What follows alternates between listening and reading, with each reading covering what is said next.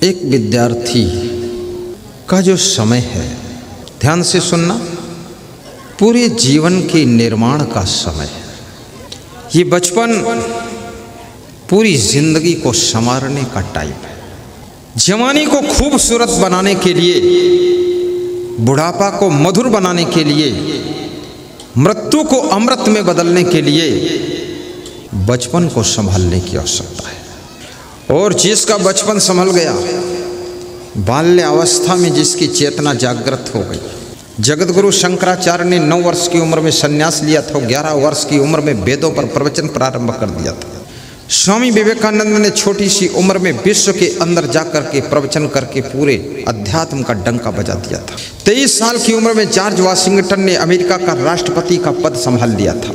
23 साल के बच्चे इधर उधर घूमते रह जाते, 28 साल तक लोग घूमते रह जाते। उनसे पूछो क्या कर रहे हो, बोले अभी तो कुछ नहीं कर रहे। 28 साल उम्र हो गई, अभी कुछ नहीं कर रहे, तो अब क्या करोगे तुम?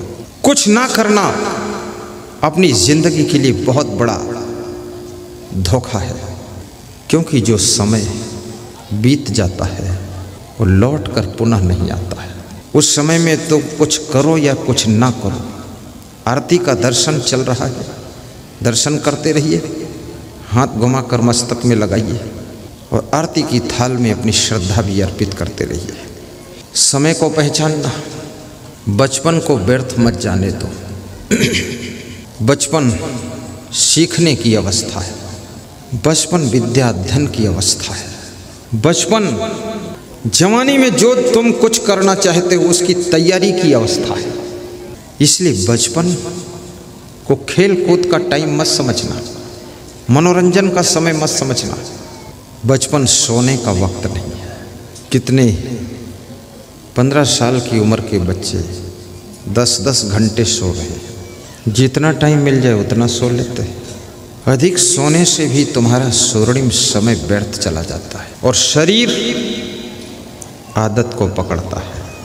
तुम इस शरीर को ज़्यादा सुलाओ तो ये ज़्यादा सोने की आदत पकड़ लेगा, ज़्यादा खिलाओ तो ज़्यादा खाने की आदत पकड़ लेगा, और ज़्यादा कपड़े पहनाओ तो ज़्यादा कपड़े पहनने की आदत पकड़ लेगा, और इसको कम कपड़े पहनाओ तो कम कपड़ों में भी ये रह लेगा, और इसको कम खिलाओ तो कम खाकर भी ये जीवित रहेगा, और इस शरीर को कम सुलाओ तो कम सोकर भी ये खुश रहेगा। ये शरीर बड़ा विचित्र है, ये आदतों में ढलता है। गढ़ मुक्तेश्वर में एक सज्जन के निवास पर मैं ठहरा। मेरे लिए इतना ऊंचा स्प्रिंग का गद्दा लगा दिया। उन्होंने सोचा मैं गुरुदेव का ज़्यादा सम्मान कर रहा हूँ। उन्होंने सोचा मैं गुरुदेव का ज़्यादा सम्मान कर रहा हूँ। मैं उस गद्दे पर सोया तो उसमें धंस गया, 1 फुट अंदर चला गया मैं। जब वह सेठ जी चले गए, मिलिट्री के कर्नल थे, वह विदा हो गए, मुझे सुला गया, तो मैं उठा तो बड़ी मुश्किल से उसमें धंस गया था तो निकल पाया। और निकल करके जमीन पर एक दरी बिछी हुई थी, उस पर एक कपड़े की चादर बिछाकर सो गया। सवेरे जब वो आए, उन्होंने देखा कि महाराज जी तो जमीन में सोए। दरवाज़ा खोला मैंने तो बोले कि आपके लिए ही गद्दा स्पेशल था। मैंने कहा मैं तो ज़िंदगी में इतना कोमल पर सोया ही नहीं, मैं तो उसमें धंस गया।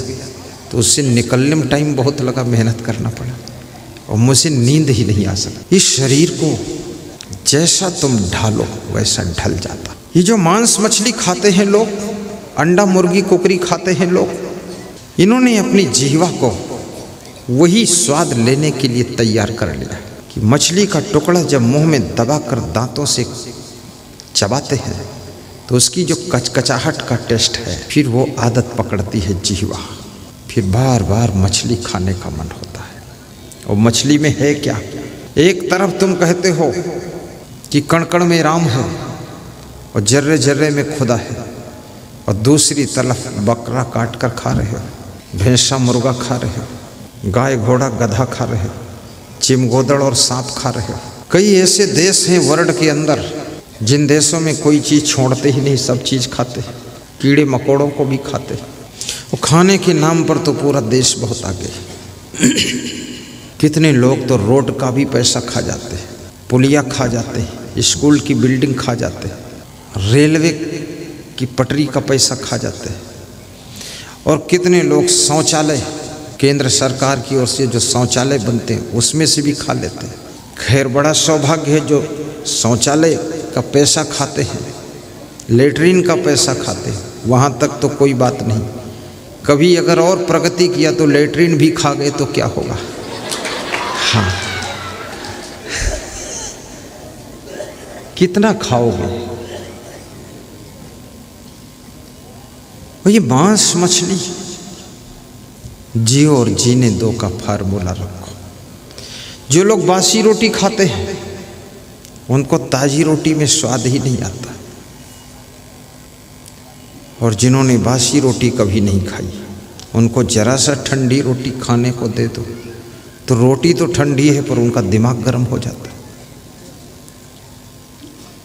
तुरंत गुस्सा आ जाती है, अरे ये क्या तुमने सब रोटी दे दिया, बासी सड़ी हुई रोटी है, गरम गरम होना चाहिए फुल्का। और जितनी गरम रोटी होगी उतना वे ज़्यादा ठंडे रहेंगे, और रोटी ठंडी है तो वो गरम हो जाएंगे। बड़ा मुश्किल विषय, आदत ने पकड़ लिया। और बासी रोटी खाने से शुगर की बीमारी कंट्रोल होती है, बासी रोटी खाने से बीपी कंट्रोल रहता है, और बासी रोटी खाने से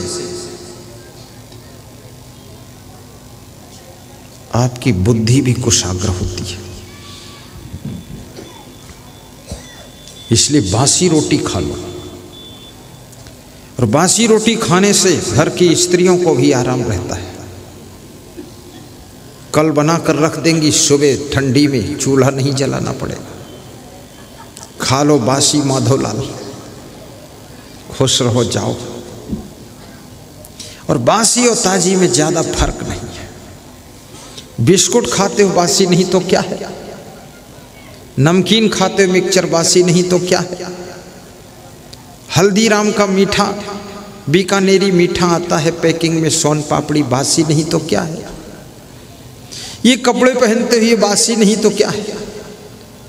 6 महीने पहले फैक्ट्री में कपड़ा बना, स्टोर में रखा रहा, फिर दुकान में रखा रहा, बासी नहीं हो गया 6 महीने, और फिर पहन रहे हो।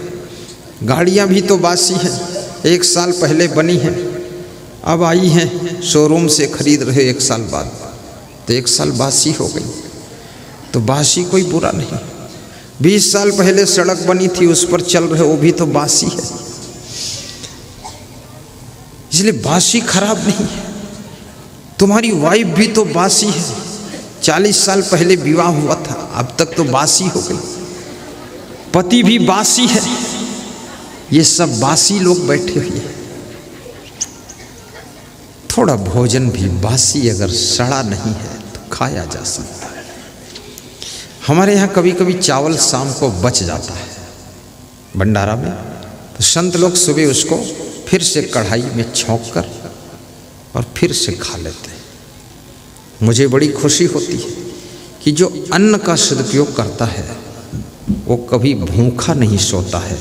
जो अन्न को फेंकता है उसकी जिंदगी में कुछ दिन ऐसे आते हैं जब उसको भूख लगती है तो खाने को नहीं मिलता है। इसलिए अन्न का अपमान नहीं करना चाहिए।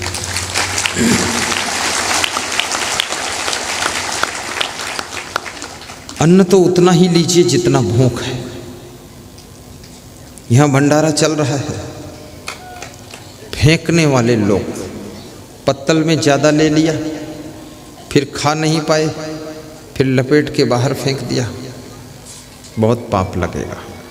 भंडारा खाने से बहुत पुण्य मिलता है, लेकिन भंडारे की रोटी और भंडारे की पूड़ी और चावल और दाल फेंकने से वो पुण्य छीण हो जाता है। मान लिया सबने एक एक पूड़ी फेंक दी, 10,000 लोगों ने, तो 10,000 पूड़ी फेंकी गई। और एक आदमी मान लिया 4 पूड़ी खाता है, तो 10,000 पूड़ी में कितने 2,500 लोग खाएंगे। 2,500 लोगों के खाने भर की पूड़ी तुमने फेंका है तो इसका पाप तो लगेगा ही। इसलिए अन्न को देवता कहा गया है, अन्न को ब्रह्म कहा गया है। अन्न को फेंकना नहीं चाहिए, खराब नहीं करना चाहिए। और चाणक्य ने तो यहाँ तक लिख दिया है, मूर्खा यत्र न पूज्यन्ते धान्यम यत्र सुसंचितम दाम्पत्य कलहो नास्ति श्री स्वयं आगता। जिसके घर में मूर्खों का सम्मान नहीं होता है जिसके घर में अन्न का अपमान नहीं होता है और जिसके घर में पति पत्नी में झगड़ा नहीं होता है, उस घर में लक्ष्मी हमेशा निवास करती है, कभी गरीबी और दरिद्र नहीं आता है।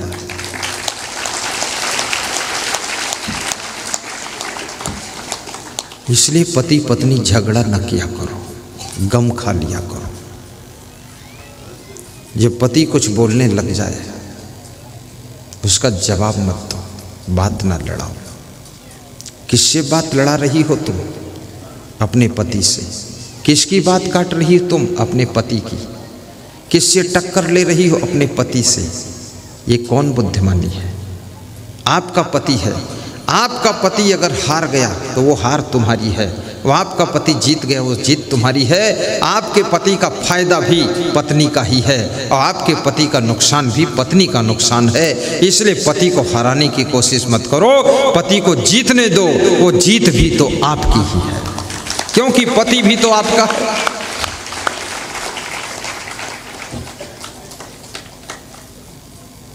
और आपकी पत्नी कभी कुछ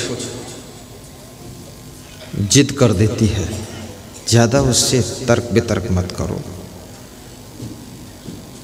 उसको शांति से बता दो, ठीक है जैसा तुम बोलती हो ऐसे हो जाएगा, जाओ खुश रहो।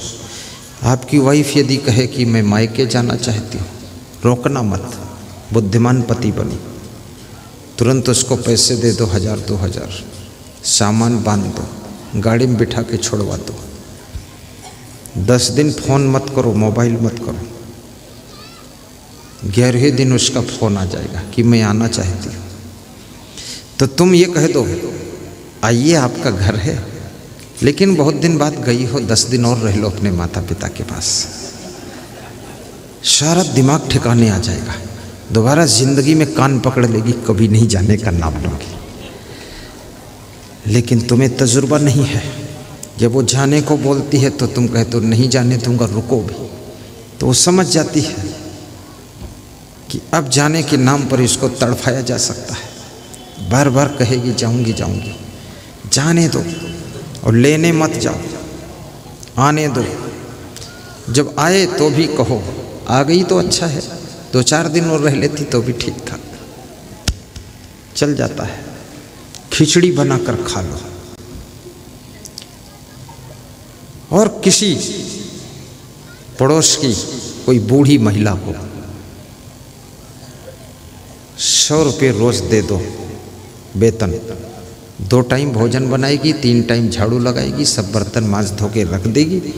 100 रुपया फेंको, तमाशा देखो, शाम को अपने घर चली जाएगी। कुंडी बंद करो, आराम से सो, गुरु का प्रवचन सुनो, झंझट खत्म। लेकिन बुद्धिमान स्त्री बनो, ज़्यादा दिन अपने ससुराल को छोड़कर मायके मत जाओ, अन्यथा आपका पति अगर नौकरानी है तो नौकरानी के साथ अगर सेट हो गया तो तुम्हारे लिए हैरानी बन जाएगी। नौकरानी को घर में एंट्री मत होने दो, क्योंकि कई घरों में नौकरानी रानी बन गई और रानी के लिए हैरानी बन गई। इसलिए नौकरानी को ज़्यादा चांस मत दीजिए, क्योंकि नर और नारी का मन बड़ा चंचल होता, फिसलने वाला होता है। और जिस चीज़ को मनुष्य प्राप्त कर लेता है उसका रस खत्म हो जाता है, और जो चीज़ इसको नहीं प्राप्त हुई है उसमें इसको रस दिखाई देता है। जो गाड़ी तुमको मिल गई है अब उस गाड़ी में तुमको खुशी नहीं है, जो गाड़ी नहीं मिली है उस गाड़ी पर तुम्हारी नज़र है।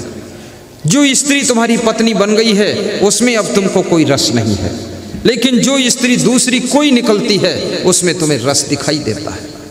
दूसरा पुरुष निकलता उसमें रस दिखाई देता है, और वो पुरुष और वो स्त्री जिसमें रस दिख रहा वही अगर तुम्हारा पति तुम्हारी पत्नी बन जाती तो उसमें भी आज तक रस खत्म हो गया होता। इसलिए याद रखना, इस चंचल मन को नियंत्रित कीजिए और चंचल भैंस जैसी आदत छोड़ दीजिए। एक भैंस थी, भैंस की कहानी है। तो उस भैंस को जो किसान पाल रहा था उसके पास में 50 बीघे गन्ना था और गन्ने में घास थी, वर्षा का ऋतु। तो भैंस को ले जाकर गन्ने में छोड़ दिया कि अपना गन्ना, अपनी भैंस, अपनी घास खूब खाए, शाम को दूध देगी, किसी से झंझट नहीं।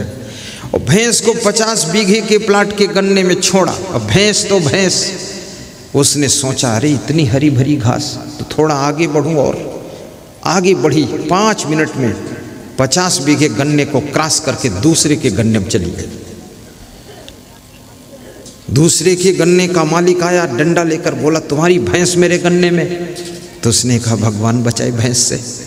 50 बीघे का बड़ा प्लाट, और उस गन्ने की घास चरने के लिए इसको स्वतंत्र छोड़ा गया, और ये अपने गन्ने को छोड़कर, अपनी घास को छोड़कर, अपने खेत को छोड़कर इतना जल्दी क्रॉस करके निकल गई दूसरे गन्ने खेत में। तुम्हारा मन भी भैंस जैसा है, जो मिला है उसका तुम आनंद लेते नहीं हो, जो दूसरे का है उसमें ललचाते रहते हो। ये भैंस बनना छोड़ दो।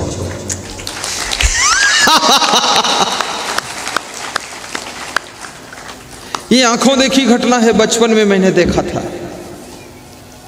बचपन में देखा तो वो कहानी आज याद आती है।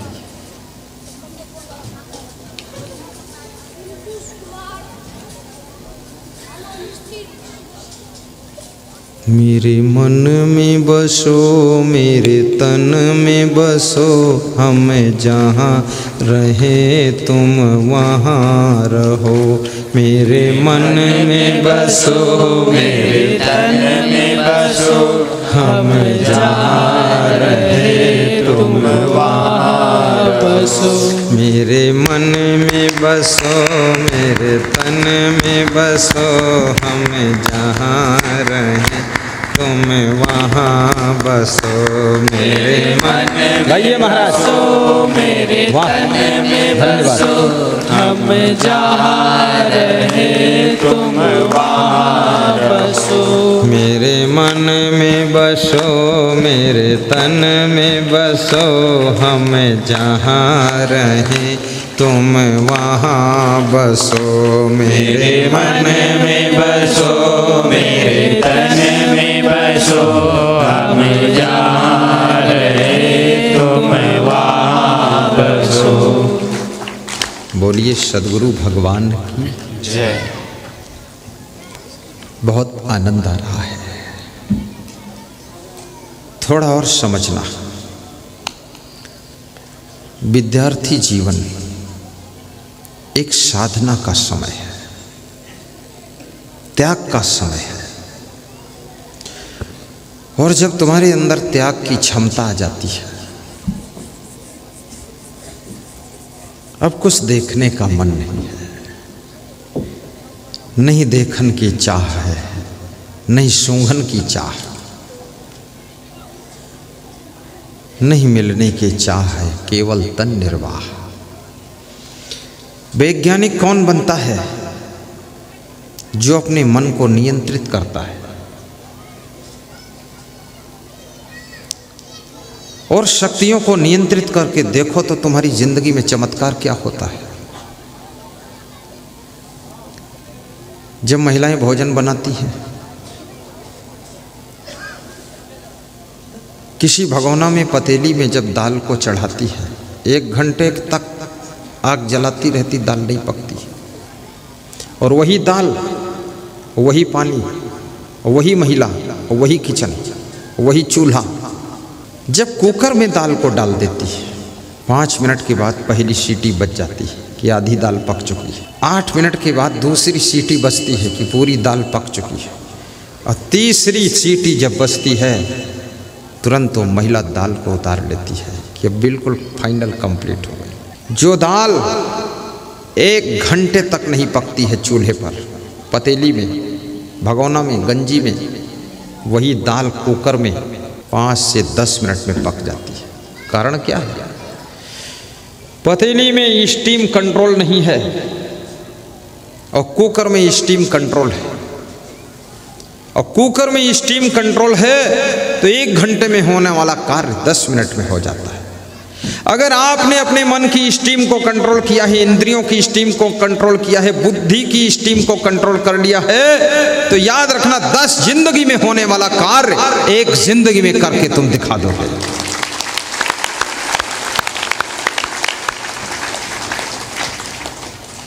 लेकिन अपनी स्टीम को तो कंट्रोल करो। सबसे पहले अपनी दृष्टि कंट्रोल करो। दृष्टि, फिर श्रवण को कंट्रोल करो, कानों को, और उसके बाद तुम अपनी वाणी को कंट्रोल करो कि बोलना क्या है। जीवा को कंट्रोल करो, खाना क्या है। और उसके बाद अपने पैरों को कंट्रोल करो, जाना किस राह पर। फिर हाथों को कंट्रोल करो, इन हाथों से करना क्या है, क्या नहीं करना है। और फिर अपने दिमाग बुद्धि को कंट्रोल करो, इस बुद्धि से सोचना क्या, याद क्या करना है। और यदि ये सब कंट्रोल करने की क्षमता तुम्हारे पास में आ गई तो एक बात याद रखना, जो आज तक 40 साल में तुम नहीं पा सके वो 4 साल में पा जाओगे। कंट्रोल करके देखो तो। बहुत से लोग कहते हैं हमको कुछ याद ही नहीं होता है, और मैं कहता हूं मुझे तो 3 मिनट में श्लोक याद हो जाता है, 1 मिनट में चौपाई, 1.5 मिनट में दोहा, और 3 मिनट में श्लोक संस्कृत का फट से रेडी। नियंत्रण, एकाग्रता, concentrate of mind in life to success. जिंदगी को सक्सेस बनाना है, कंसंट्रेट होना सीखो। और सबके पास में एकाग्रता है। जिस समय क्रिकेट खेलने वाले खिलाड़ी क्रिकेट खेलते हैं तो कितना अपने को कंसंट्रेट करते, एकाग्र करते, हर समय ध्यान गेंद पर रहता उनका। और फिर वही खिलाड़ी सचिन तेंदुलकर बनता है, वही खिलाड़ी 1 नंबर पर आता है। अर्जुन से पूछा गया तुमको क्या दिख रहा है, उसने कहा कि मुझे मछली की आंख दिख रही। अन्य राजकुमारों से पूछा गया तुझे क्या दिख रहा है, उसने कहा मछली दिख रही। किसी ने कहा मछली का पेट दिख रहा है। लक्ष्य ही दिखाई देना चाहिए, लक्ष्य के विपरीत कुछ दिखाई ना दे, लक्ष्य के अतिरिक्त कुछ दिखाई ना दे। तुम्हारे जीवन का लक्ष्य क्या है?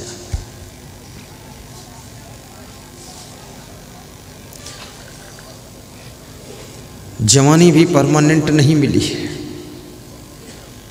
थोड़े दिन का तूफान है ये। 42 साल की उम्र के बाद जवानी ढलना शुरू हो जाती है।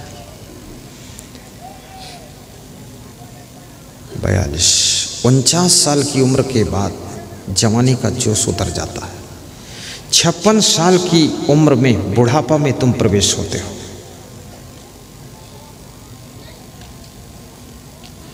और याद रखना,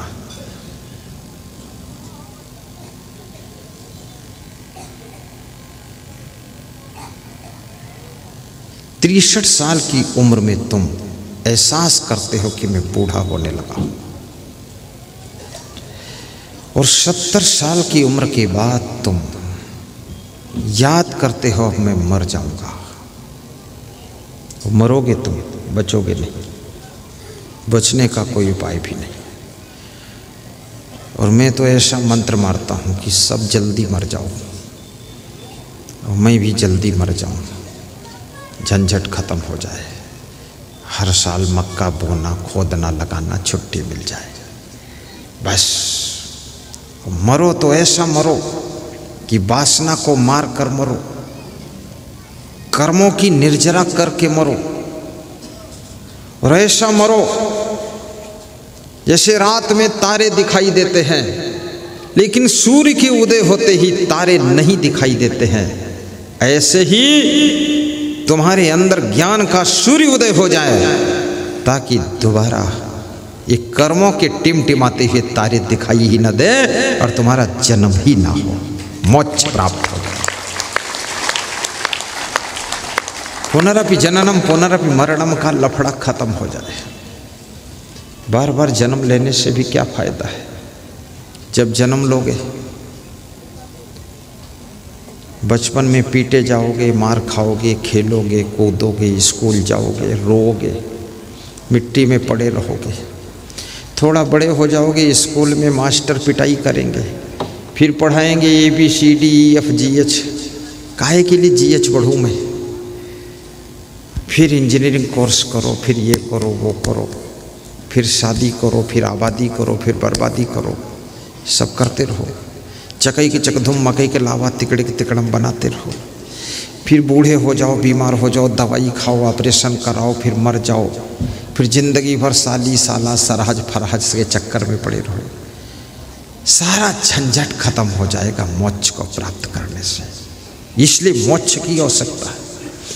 और मोक्ष कठिन नहीं है, बहुत आसान है। याद करो,